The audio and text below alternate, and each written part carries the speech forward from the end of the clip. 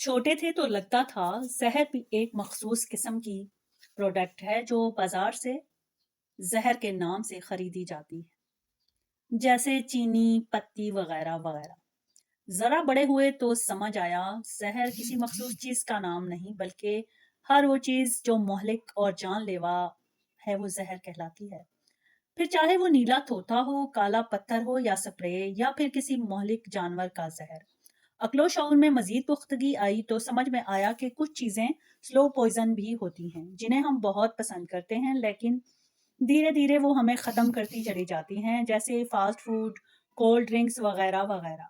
हमारे लिए slow poison है। ज़रा मज़ीद मैच्योर हुए तो समझ आया कि जहरीली सिर्फ चीज़ें ही नहीं होती, बल्कि कुछ ताल्लुकात, कुछ रिश्ते और कुछ लोग जो हमारे इर्द गिर्द रहते हैं वो भी जहर होते हैं और स्लो पॉइजन की तरह का काम करते हैं, जो हमें अंदर अंदर ख़त्म करते चले जाते हैं।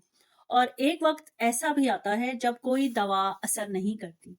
जितना ज़रूरी हम मौलिक चीज़ों और जानवरों से बचना समझते हैं, इससे कहीं बढ़कर इन स्लो पॉइजन फूड्स और ताल्लुकात से बचना ज़रूरी है, वरना जीना भी मुश्किल हो जाएगा और मरना भी।